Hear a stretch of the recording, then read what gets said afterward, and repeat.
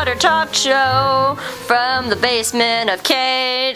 Do-do-do-do. And we'll return after these commercials. Na-na-na-na. Commercials. Single female lawyer having lots of sex on Tuesday nights at 8. Yay. Back from commercial break. Woo! My favorite part of the third movie is... Pendulum? No. What's Buckbeak? Hippogriff. I kept wanting to say hippogriff, but I was thinking, no, that's the horsey, but it's not the horsey, that's the thestral. Alright, everyone. Favorite parts of the first book / movie. No, Oh. let her finish. My favorite part of the third movie is when the hippogriffs come out and Ron and Hermione are like, oh, I know. Oh my gosh, I'm touching a god.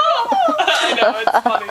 And then Harry's flight with the hippogriff is so much more... Yeah, That it's part's like really what? No, I thought that was such a time waste. Oh, it was a time waster. There were tons of time wasters. It was like beautiful though. Like in the fourth movie, it's like we're just gonna take this dragon and go, and the dragon's like crawling on the roof and it gets loose and it flies around the castle and it's like clinging to the top of the roof and it knocks down a building and like Harry finally just goes back. The dragon has wings. I don't know why it was crawling after Harry. It could have just flown around and snapped him up. It had it was such a time waster. And then they cut out all the. And in the book, all he does is like distract it a bunch of times. Yes, the hell. Although I loved them in the sixth book. I didn't like them as much in the seventh book. Well, because, like, Fleur wasn't as funny. It was very nice. It was very pretty. When you know who showed up, guy from the Triwizard Tournament. I'm just gonna say. Yeah. Yeah. It's kind of weird. Awesome. I was so happy to see him again. Oh my god, I love Victor Crumb. He just makes me happy on the inside because he's so funny. Like, I love him in the fourth book because he's like just being all manly and Hermione's like, haha, it's a hunk of meat. But it's a. He's like, do you like Hermione? And Harry's like, what? No, girls, no. No, I don't like girls. Dude, I would totally not be surprised if J.K. Rowling came out and was like, if it wasn't for Jenny, Harry would be gay. No, Harry is not gay. Oh my god, he's like fearful of girls though. He's like girlophobic. Not. He's like, it was a 13, 14-year-old boy. And think about his Oh my god, 13 and 14 year old boys are 9th graders and they're hormone driven. Hardcore. They can still be nervous, you know? He's too busy trying to not die. Yeah. I can't have a normal life. I don't know about you, but I try to not die on a daily basis, and it takes a lot out of me. Bring me my computer. I don't have time to look at teenage girls at all. And plus, keep the white cord in it. You can take out the black cord. She may not have been able to keep the rating Take at the off the right black cord? level. Yeah, you can keep the white cord in it. But, that's one thing that got pointed out to me. Like, I looked at the Spark Notes for the first Harry Potter book. So random. Oh. And I read, like, a paragraph where I was like, you know what?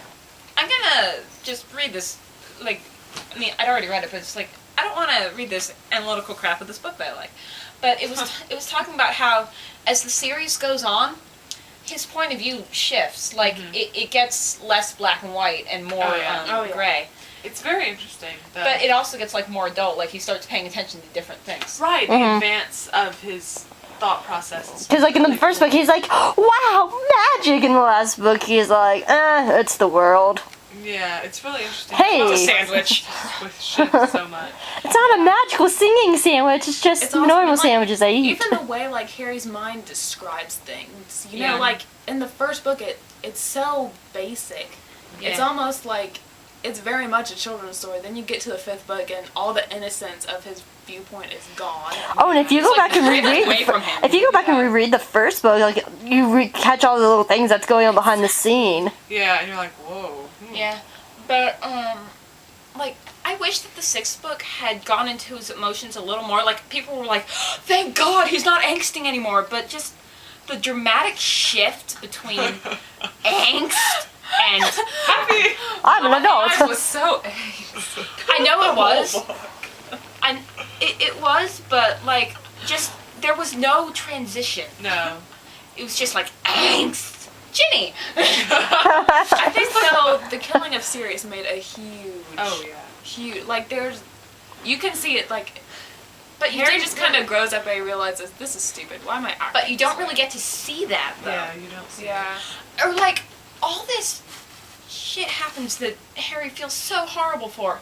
And then in the bathroom with Malfoy, we're not spoiling things for Chelsea, but in the bathroom with Malfoy, and he doesn't even feel bad about it. Going to commercial, la la la la la, woo.